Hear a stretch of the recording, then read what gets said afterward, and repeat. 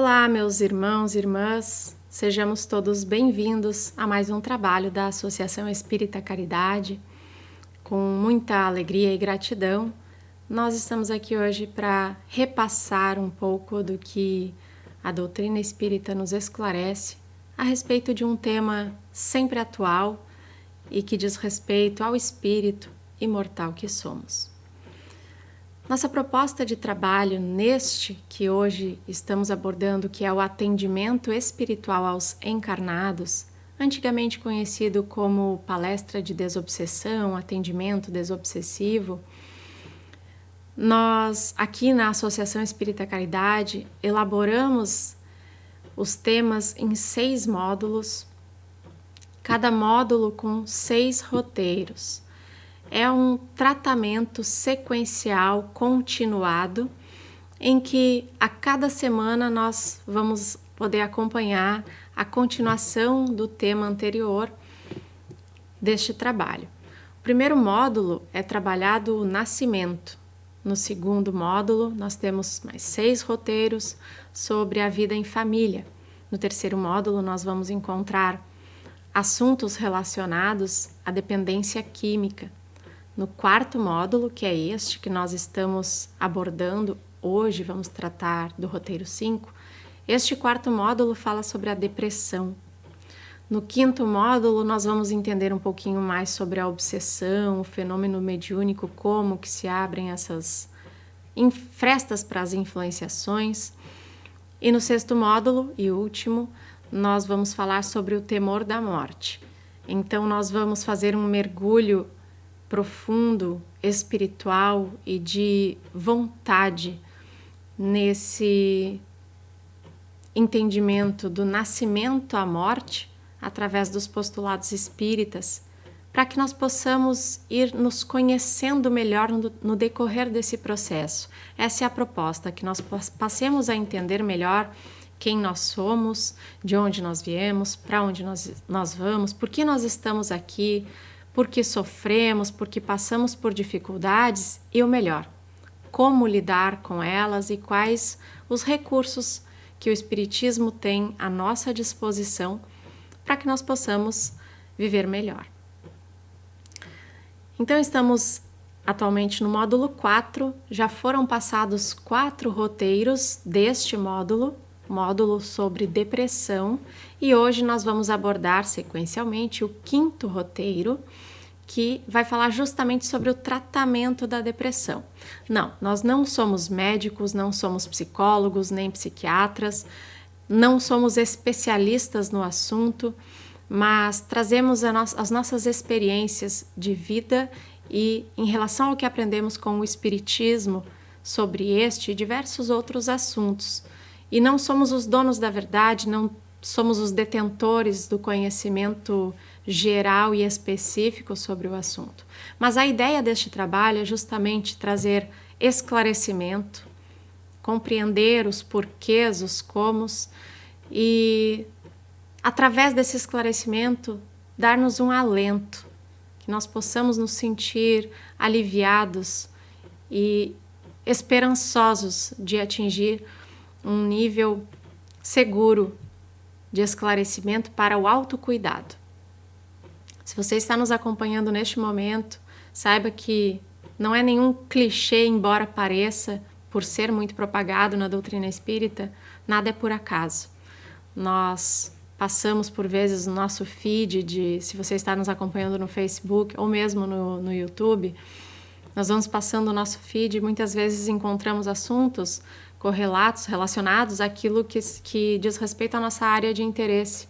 E em algum momento nós visualizamos algo que fosse semelhante e as plataformas nos dão orientações, sugestões de vídeos e assuntos parecidos com aqueles que nós já vimos em algum momento, ou já pesquisamos, ou já ficamos algum tempo assistindo, e talvez esse seja um assunto do seu interesse, que é, no meu entendimento, do interesse de todos nós e deve ser cada vez mais colocado em pauta com tranquilidade, sem nenhum tipo de tabu, sem nenhum tipo de preconceito, principalmente, porque todos nós que somos espíritos imortais podemos sim passar por processos depressivos, por estados depressivos e inclusive passar pelo processo da doença da depressão, que é uma doença, segundo o Espiritismo, uma doença da alma.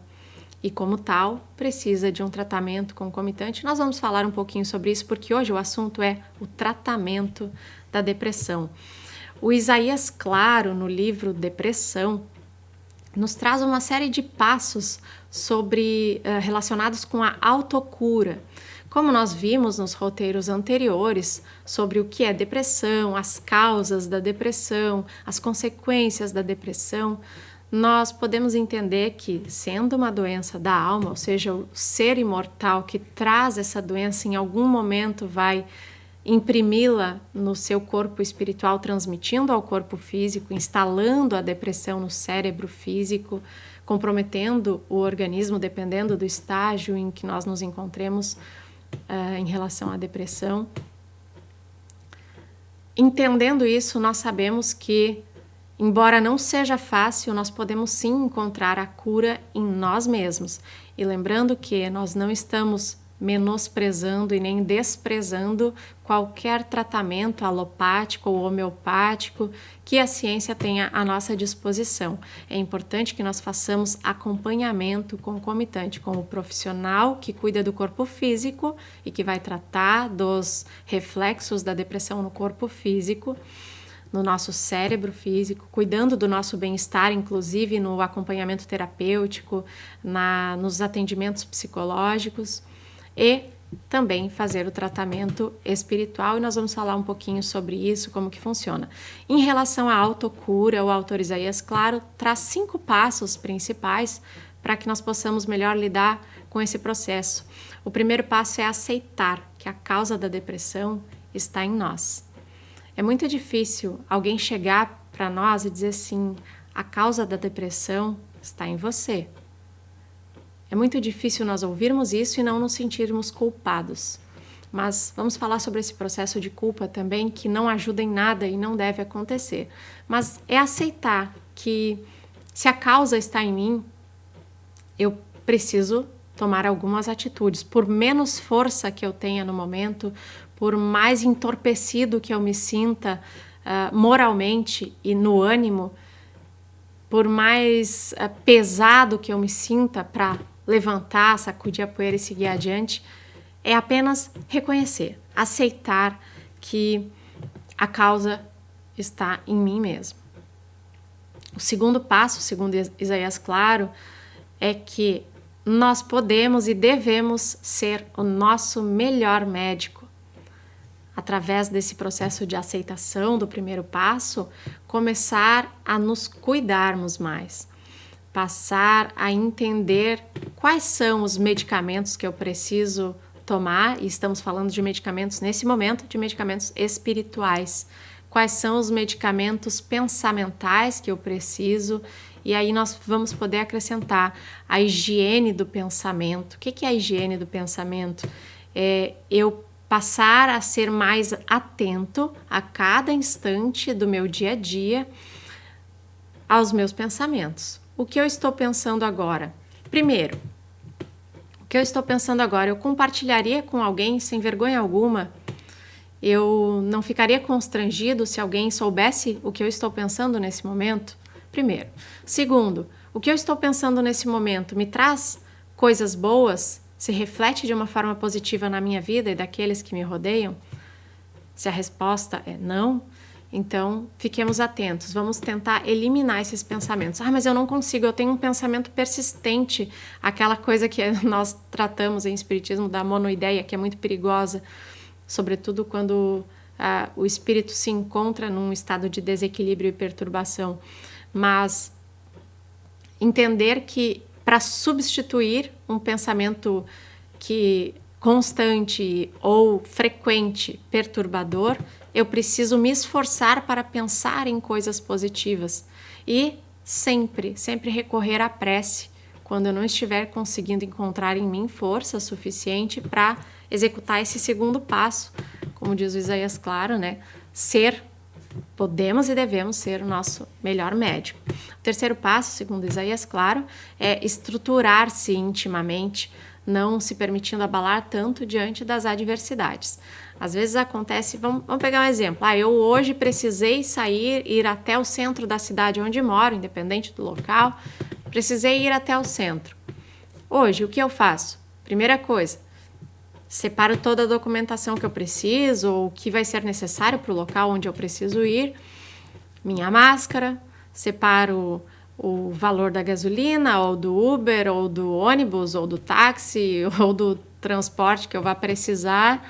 Se eu vou a pé, eu coloco um tênis confortável para poder fazer esse processo, levo uma garrafinha d'água, sem jamais esquecer disso.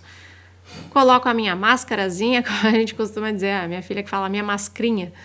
Coloca a máscara para se proteger e proteger os outros que vão cruzar por nós. Aí eu saí, assim, sem cuidar nada, ou assim, até cuidei e aí no meio do caminho, sei lá, deixei escapar, perdi minha chave. É uma adversidade? É. Bobinha? É.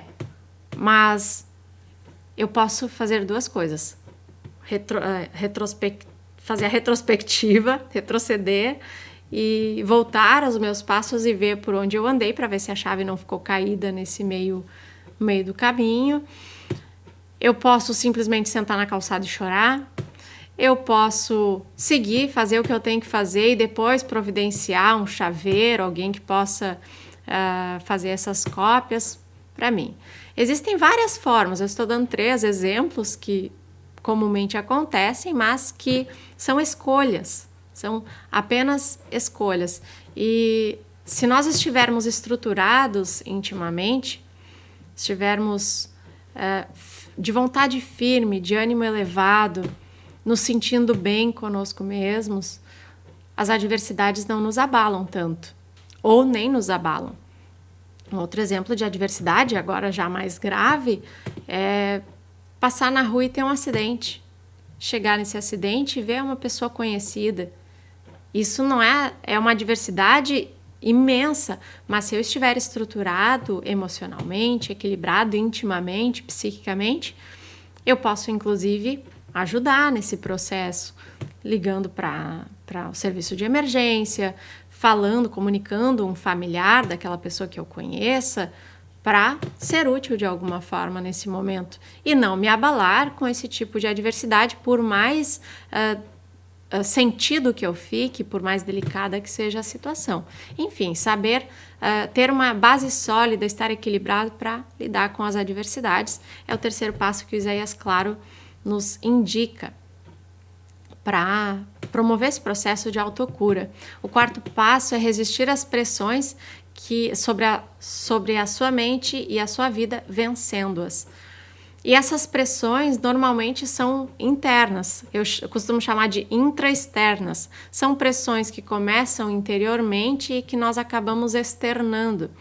Nós nos colocamos as pressões e vem um pouco acompanhado de uma espécie de ansiedade, de será que eu vou conseguir?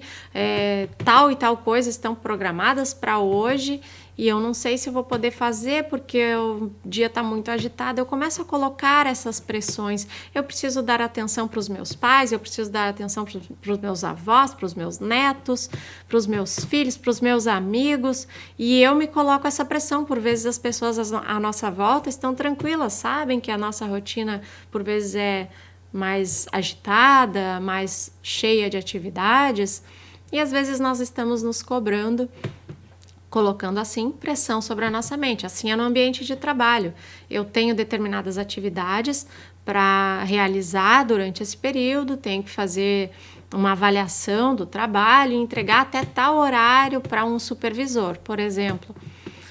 E aí eu fico me martirizando, colocando uma pressão. Tem que estar perfeito, eu tenho que terminar até tal hora, mas não posso deixar de atender estas situações. E vou colocando pressões sobre a minha mente. Preciso me alimentar de forma saudável. Ou, mas eu não tenho dinheiro suficiente para comprar os alimentos que para mim são saudáveis. Ou, eu não tenho tempo para fazer uma feirinha. Eu não tenho disposição para fazer atividade física. algumas escolhas nós vamos ter que fazer. Vamos ter que tentar equilibrar esses pontos para chegar a um nível aceitável de equilíbrio, de não nos sentirmos tão pressionados por nós mesmos. Porque até as pressões de fora não precisam fazer com que nós nos sintamos pressionados. Se o outro nos pressiona, nós, estando intimamente, como lá no terceiro passo, estando intimamente equilibrados, estruturados, nós não vamos nos abalar com essas pressões externas também. Nós vamos pensar, eu posso resolver? Posso. Quando? Em que prazo? Como? De que forma? Eu vou explicar para a pessoa que está me cobrando, olha, as minhas condições são essas, eu consigo entregar o material até tal horário, de tal dia, da seguinte forma, com essas prerrogativas. Eu consigo, ou não, eu não posso fazer. Porque é tão difícil às vezes a pessoa dizer que não. Por que muitos, sobretudo no meio corporativo, às vezes não conseguem dizer que não e vão se acumulando e vão colocando essas pressões desnecessárias sobre si mesmos, fazendo com que a sua mente se sobrecarregue. E o quinto passo que Isaías Claro nos coloca sobre essa autocura, esses pequenos processos de autocura que culminam no resultado positivo, é realizar um autodescobrimento, estabelecer um programa de recuperação íntima. É importante nós lembrarmos o exercício diário e noturno que Santo Agostinho fazia quando encarnado na Terra. Todas as noites, ao deitar, pensava sobre como havia sido o seu dia, se alguém tinha algum motivo, se ele fez alguma coisa que deixou algum motivo para que alguém se queixasse da sua atitude, se ele deixou passar, escapar uma oportunidade de fazer o bem, se ele fez algo de ruim ao próximo e precisava ali ver, através das respostas, né, poderia ver dali o que precisava em si mesmo modificar para viver melhor consigo mesmo, com o próximo e em relação a Deus, seguindo a lei de amor, que é a única e a maior lei trazida pelo seu emissário divino, Jesus, a todos nós, para que todos nós pudéssemos viver bem e colocando como premissa básica fazer aos outros aquilo que gostaríamos que os outros nos fizessem. Santo Agostinho nos dá esse exemplo no Livro dos Espíritos, no capítulo 12 da terceira parte. Outro passo é tornar-se maduro emocionalmente. Meditar sobre a reencarnação, porque assim nós vamos entender as desigualdades e compreender melhor a vida e a justiça divina. Porque, vamos pegar um exemplo, se hoje eu estou passando por um processo depressivo, ou estou num estado depressivo, e lembrando que a depressão não é apenas tristeza, é uma das formas mais comuns como a depressão se apresenta, mas existem uma série de outros fatores orgânicos, fisiológicos e emocionais que fazem com que se perceba, se possa diagnosticar a depressão. Como os nossos manos já trouxeram nos roteiros anteriores sobre o que é depressão e as causas e consequências da depressão. Quando nós buscamos entender a reencarnação e os mecanismos por trás da reencarnação, a ideia de reencarnar para evoluir, para aprender a amar, para reparar erros cometidos no passado, para aprender mais sobre determinada área do conhecimento, ou para aprender mais sobre voluntariado, sobre um trabalho de amor ao próximo, de dedicação, aprender mais como lidar com a minha família, com algumas pessoas mais difíceis. É todo um processo que a reencarnação nos faz entender as possibilidades de se algo não está bom, ou se eu tenho uma condição financeira que, por mais inteligente que eu seja, por mais saudável que eu seja, e por mais que eu sempre tenha empregos, eu nunca consigo ascender financeiramente, economicamente, como as pessoas à minha volta. Eu acabo estabelecendo um paralelo comparativo que me inferioriza. E isso em eu diminuir a mim mesmo, faz com que eu não consiga enxergar as possibilidades onde, dentro das condições em que se apresentam para mim, eu possa daí florescer, dar bons frutos sobre mim mesmo, tentar reorganizar uma forma melhor de viver. Estou dando esse exemplo econômico, mas nós temos exemplos de saúde, por exemplo. Eu tenho uma amiga muito próxima que há anos, desde que nós estudávamos no colégio, ela sempre foi muito ativa fisicamente, sempre fazendo atividades físicas, sempre cuidando da sua saúde emocional também, graças a Deus, essa preparação emocional, que ela sempre foi uma pessoa que buscou muito equilíbrio, ajudou ela a lidar com uma série de adversidades. Uma moça muito jovem, já com problemas seríssimos de saúde, tendo que passar por diversas intervenções cirúrgicas e sempre com o maior bom humor, porque ela conseguiu estruturar-se intimamente para um equilíbrio, para conseguir lidar com as adversidades, para não capotar, vamos dizer assim, emocionalmente, tendo acabado de sair de um procedimento cirúrgico, está prestes a receber alta, pega os exames finais e aí tem que voltar para fazer. Aí a gente acaba entendendo, através do conhecimento da reencarnação, que algo nós precisamos aprender a desenvolver em nós através das dificuldades e do aprendizado, do contato com uma doença, por exemplo. Estou trazendo esse exemplo porque é próximo a mim e posso falar com propriedade e com o aval da pessoa que passa por isso, sem citar nomes, porque não é essa a proposta do nosso trabalho, mas que é um exemplo em que a estrutura emocional está bem alicerçada, por mais que às vezes haja um fraquejar, existe uma força de vontade muito maior. E o entendimento da reencarnação é algo que auxilia muito a compreender por que uns têm tanta saúde e outros não têm. Por que uma pessoa, às vezes, com 90 anos está mais saudável do que uma com 30? E, às vezes, nós não paramos para pensar nessa justiça divina através da lei da reencarnação. É aquela velha história, né? A gente tem um planeta que precisa de cuidados. O planeta Terra está fisicamente desestabilizado e com vários órgãos vitais adoecidos. Vamos pegar um exemplo, a nossa floresta amazônica. É um órgão vital, o pulmão do mundo, que está desequilibrado, está minguando, está sofrendo, está constantemente sendo machucado. E assim como esse foco, esse ponto, esse órgão vital do planeta está debilitado, muitos outros estão sendo explorados, descuidados por nós, habitantes desse planeta. E o que acontece quando, na intenção de educar bem, um filho quebra um brinquedo? O que o pai faz? Olha, filho, você quebrou o brinquedo, então nós vamos comprar um novo. Não, isso não é a melhor forma de educar para que a criança crie uma consciência de conservação e de cuidados. Essa é uma forma de resolver o problema. Ela perdeu um brinquedo, vamos dar outro.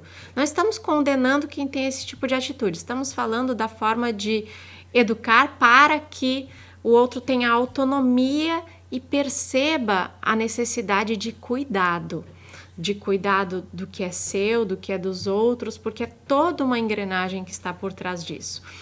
O ideal é assim: a criança quebrou o brinquedo, quebrou, não tem mais o que fazer, não vai mais brincar com ele, tá, hoje a gente faz isso, tá, bota fora, não vai mais brincar. Mas se tem condições de consertar, e é o caso da Terra, se tem condições de consertar aquele brinquedo, não, você quebrou, você vai consertar.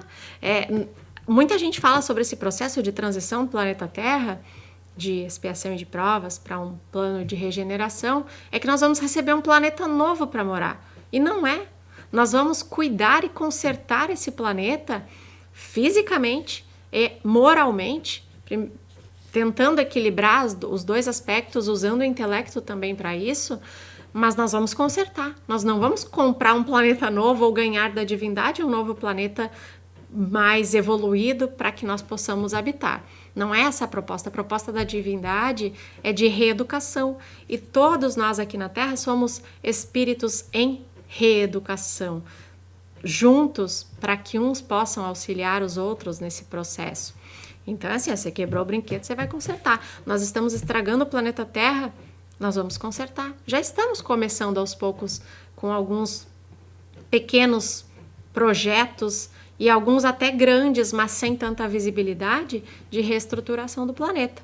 E a tendência é que isso cada vez mais vá se estabelecendo na Terra para que ela seja melhor cuidada para todos nós. Tendo essa ideia da reencarnação, nós conseguimos, inclusive, aí, quando se trata de meio ambiente, ter esperanças, porque nós sabemos que tudo se renova com um propósito melhor.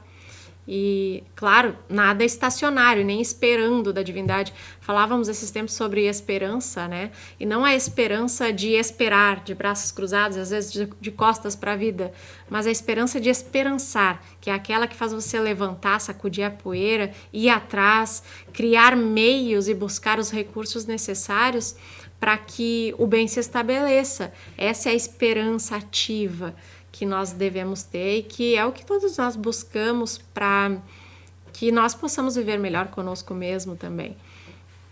Esse tornar-se maduro emocionalmente passa por entender a reencarnação, meditar sobre ela, pensar sobre a reencarnação. E nós não estamos querendo que ninguém se convença de que a reencarnação é um fato, nós sabemos disso, mas a quem ainda não acredita na reencarnação ou tem dúvidas, nós sugerimos meditar sobre, pensar sobre as possibilidades que a doutrina reencarnacionista, através do Espiritismo, nos traz, as possibilidades positivas, benéficas, e que também nos mostra o lado negativo do que nós estamos passando como consequência do mau uso das nossas capacidades em outras encarnações, quando nós não vemos imediatamente nesta alguma ligação. Observar a própria conduta diante da vida. Como é que eu me comporto diante da vida? De uma maneira espiritualizada ou materialista? Eu consigo viver na matéria, utilizando os recursos materiais disponíveis e necessários para a minha subsistência, sobrevivência e até um pouco de conforto, mas esquecendo de uma espiritualização ou buscando me espiritualizar para compreender melhor a minha condição de espírito imortal, vivendo uma experiência corpórea. Vamos refletir também sobre isso, é uma indicação apenas. Desenvolver o gosto pela leitura é um dos passos também para que nós possamos nos auxiliar nesse processo, porque o gosto pela leitura vai nos auxiliar no processo de autoconhecimento e na nossa libertação de consciência, porque leituras edificantes têm assim, em tudo, como dizia a minha avó, assim, dá um pontapé numa moita, sai 300. Então, em qualquer cantinho que nós formos, nós vamos nos deparar com leituras positivas, que nos edificam a alma, que nos elevam o pensamento e vão nos ajudando naquilo que nós falamos no início, a equilibrar a mente, a buscar transferir pensamentos negativos para um patamar de positividade. Se eu estou vendo só o lado negativo de uma situação, eu vou educando o meu pensamento, porque tudo em nós ainda é moldável, tudo em nós, se nós queremos, é modificável e nós podemos alterar para melhor sempre. Isaías Claro nos dá orientações também diante das vicissitudes.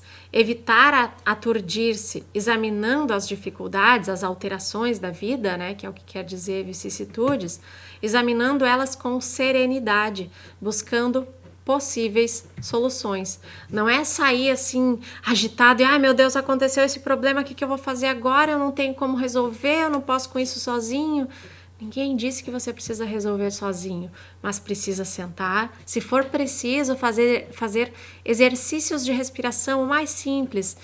Inspira pelo nariz, solta o ar pela boca devagarinho. Inspira, solta devagarinho. É um exercício, como nós costumamos dizer para as crianças, né? Cheira a florzinha e assopra a velhinha. Que aí a gente consegue oxigenar o cérebro nesse processo, acalmar a mente, diminuir a aceleração dos batimentos cardíacos, deixar tudo mais sereno e assim a gente não sobrecarrega o organismo físico e consegue pensar com mais clareza, com mais tranquilidade. Aflição pela aflição não resolverá problema algum, é o que nos diz Isaías Claro, nesse livro chamado Depressão. Só ficar aflito não resolve nada, então eu preciso, mesmo ficando um pouco aflito, procurar me acalmar, serenar meu coração, pensar com clareza sobre as situações, porque nada vai se resolver só porque eu estou agitado, só porque eu estou estressado, porque eu quero que se resolva ontem tudo. Espiritualizar-se é um dos principais pontos. Imaginemos uma balança. A balança é o símbolo do equilíbrio, é o símbolo também da justiça. Nós precisamos equilibrar as necessidades materiais, que são as necessidades do corpo, com as necessidades espirituais, que são as necessidades da alma, né? As necessidades do ser imortal. Se a vida está concentrada nas necessidades materiais, em prejuízo das necessidades espirituais, vai haver um desnivelamento nessa balança. Imaginemos 2 pratos de uma balança em que nós estamos colocando toda a nossa energia nas coisas materiais, então aquele prato da balança vai pesar e o prato da balança da espiritualização, das coisas espirituais, ele vai ficar muito leve e vazio. Nós precisamos promover um equilíbrio. Ninguém está dizendo abandona tudo que tens e vai te espiritualizar. Não, mas abandona o apego às coisas materiais, o apego excessivo à conquista dos bens materiais e a viver os prazeres materiais, sensoriais e pensar, pelo menos pensar um pouquinho e tentar agir para uma espiritualização, para compreender que nós somos espíritos imortais, que nós estamos vivendo essa experiência temporária aqui na Terra, com um corpo de carne, mas vamos voltar para a nossa verdadeira casa. É como quando uma criança vai dormir, dorme na cama dos pais, mas acorda misteriosamente na sua própria cama. Claro, os pais carregaram ela durante a noite para a sua cama. Assim é como quando nós morremos, nosso corpo físico morre nesse plano e o espírito se desliga dele. Nós dormimos encarnados no plano material, mas acordamos na nossa verdadeira cama, no nosso verdadeiro lar, que é o plano espiritual. A alma estará desatendida nas suas necessidades básicas se houver esse desequilíbrio entre os 2 pratos da balança, o lado material e o lado espiritual, podendo assim ocorrer perturbações espirituais.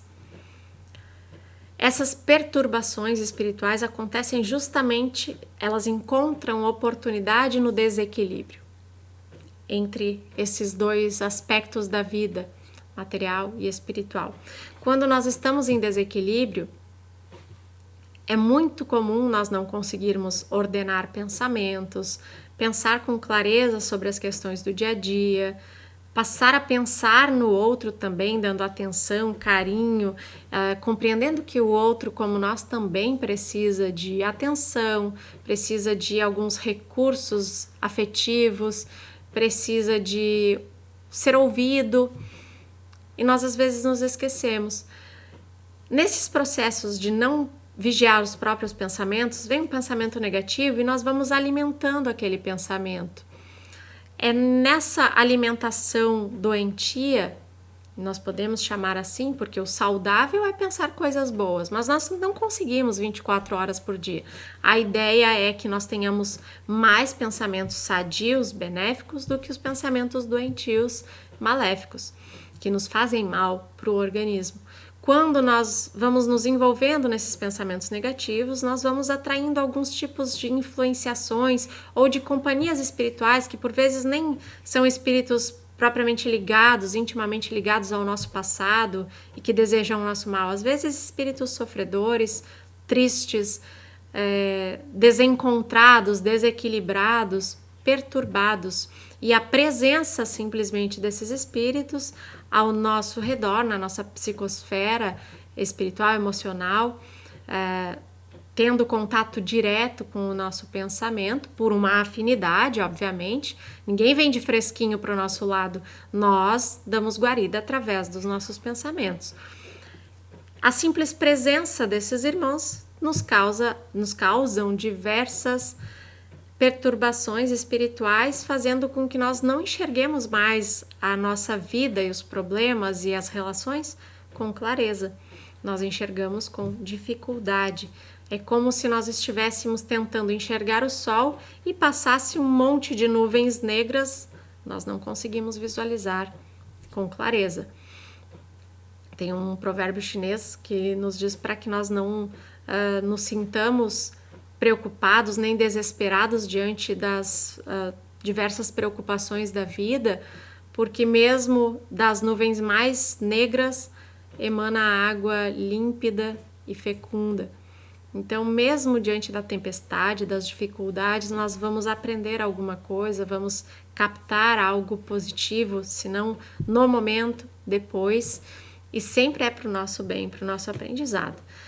Você não pode deixar, nos diz o Isaías Claro, você não pode deixar de atender às suas necessidades básicas, mas isto não pode constituir impedimento na busca da sua espiritualização, ou seja, jamais colocar os bens materiais acima da nossa necessidade primordial de conexão conosco mesmos através do autoconhecimento e com a divindade através da prece, do pensamento elevado, para que nós possamos ter uma vida equilibrada, uma vida tranquila e aquela paz que nós tanto buscamos, né? Como diz a música, né? A paz que busco agora, nem a dor vai me deixar, nem a dor vai me levar.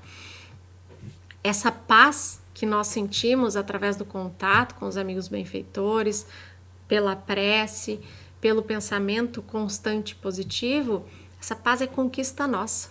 Não tem transferir para ninguém, é nossa, ninguém pode nos tirar, não tem perturbação que possa nos atingir. Nós ainda somos espíritos que buscam a paz, mas essas pequenas parcelas, esses sopros de paz já nos ajudam nessa estruturação íntima. E principalmente, né, para esse processo do equilíbrio entre o espiritual e o material, é desapegar-se. O excessivo apego pode levar à depressão pelo sentimento de perda. E nós podemos trazer não só perdas financeiras, econômicas, de bens, de imóveis, mas perda de emprego, a perda de uma bolsa, por exemplo, de estudos, a perda de um ente querido, da partida, do retorno deste para o plano espiritual. Se nós somos apegados demais, essas separações, essas perdas vão nos abater de uma forma muito intensa. E por vezes é difícil sair disso, não é impossível, mas quando nós permitimos que assim aconteça, se torna bem difícil. Então, como vencer isso? Qual é a proposta espírita para que nós possamos vencer todas essas dificuldades, inclusive o desapego, inclusive o apego, né? Tornando-nos desapegados dessa excessividade de materialismo? É refletir sempre na transitoriedade dos bens materiais, que são todos muito efêmeros, muito passageiros. Refletir sobre isso. Hoje eu tenho uma casa, amanhã eu posso perdê-la, pode um desastre natural levar. Se hoje eu tenho um veículo que me leva do ponto A ao ponto B, amanhã ele pode capotar e dar perda total e eu não ter condições de ter outro. Se hoje eu tenho um emprego muito bom, amanhã a empresa pode falir. Nós precisamos pensar nessa transitoriedade, no quanto as questões materiais são passageiras e o que fica é o que nós temos, é o que nós aprendemos, é a forma como nós lidamos com as dificuldades através de um equilíbrio espiritual, de buscar conhecimentos e autoconhecimento para nos mantermos em harmonia mesmo diante das dificuldades. Buscar valores espirituais que são os únicos que vão nos acompanhar sempre. Alimentar a certeza da vida após a morte, porque isso fará atenuar ou até mesmo desaparecer o sentimento de perda, principalmente aqui falando da perda de entes queridos. Ter a certeza de que a vida continua após a morte do corpo físico e que isso é só uma passagem, que esse corpo foi necessário por determinado tempo e que, à exceção do suicídio, tudo é programado pela divindade, o tempo mais ou menos que nós temos que passar aqui na Terra, é tudo conforme o que a divindade nos permite. e conforme os nossos próprios esforços em nos tornarmos melhores. Por vezes acontece de virmos com uma certa programação mais ou menos definida de tempo para fazer tudo o que nós nos comprometemos nessa existência e acabamos nos esforçando sobremaneira. E por vezes ganhamos o que chamamos em espiritismo de moratória. Ganhamos um tempo a mais, uma sobrevida, vamos dizer assim, para realizar mais feitos. Como disse Jesus, né? Ser fiel nas pequenas coisas e lhe darei muitas. Então, se nós somos dedicados naquilo que é próprio, que nós combinamos fazer, nós vamos receber muitas outras oportunidades da divindade e que vêm das mais diversas formas. E assim nós não podemos deixar passar essas oportunidades. Como então eliminar a mágoa? Porque a mágoa é um dos sentimentos que mais nos deixam vulneráveis aos estados depressivos e mesmo à instalação da depressão. Conscientizar-se de que a mágoa envenena e autodestrói é um dos caminhos para eliminar a mágoa.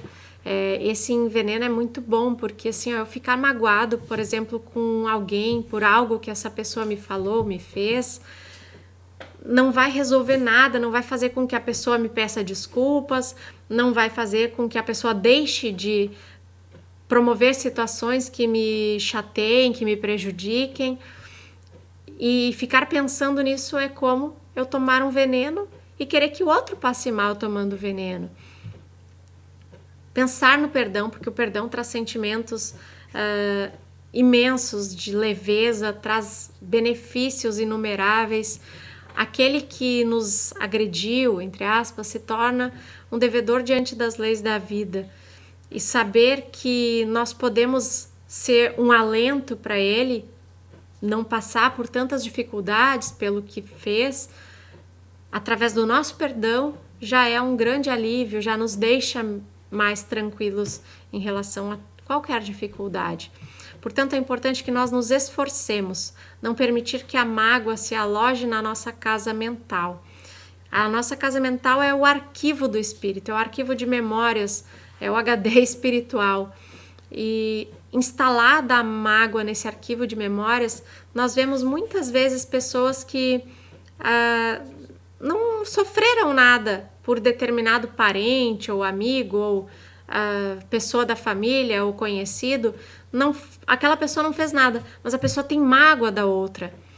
E muitas vezes essa mágoa, quando não tem nenhum motivo na presente existência, ela está instalada nesse arquivo de memórias, na nossa casa mental, nesse nosso HD espiritual que que o cérebro físico capta uma sensação, um sopro dessa memória e nos dá a impressão de que a gente não pode confiar, de que a gente foi prejudicado, e nós vamos alimentando essa mágoa. Ou mesmo, quando a situação acontece na presente existência, nós vamos ficar remoendo aquilo e ela vai ficar fixada na nossa casa mental e vamos levar para as próximas existências sofrendo muito com isso. Trabalhar a nossa mente no sentido de fixar sempre o melhor lado do agressor. Procurar ver todas as qualidades. Se eu não consigo ver no momento, eu vou fazer preces a Deus por essa pessoa. E assim, aos poucos, eu vou conseguir ver nela algumas qualidades que por vezes nem eu tenho. E vamos nos surpreender positivamente nesse sentido, porque vendo o outro sob uma outra ótica que nós não enxergávamos, mais positivista, mais bonita diante da vida, nós vamos também refletindo em coisas que nós precisamos modificar em nós. Não agir como juiz em causa própria, ou seja, não se sentir a vítima sempre, achar que o outro está errado, que merece um julgamento e que não deve ser feito por nós. E libertar-se do desgosto que a mágoa provoca e fazer isso, sobretudo, por amor e respeito a nós mesmos, a Deus e à vida. Não só pelo outro, mas por nós. Pensar que nós precisamos e merecemos viver libertos da mágoa. Importante também perdoar e recomeçar.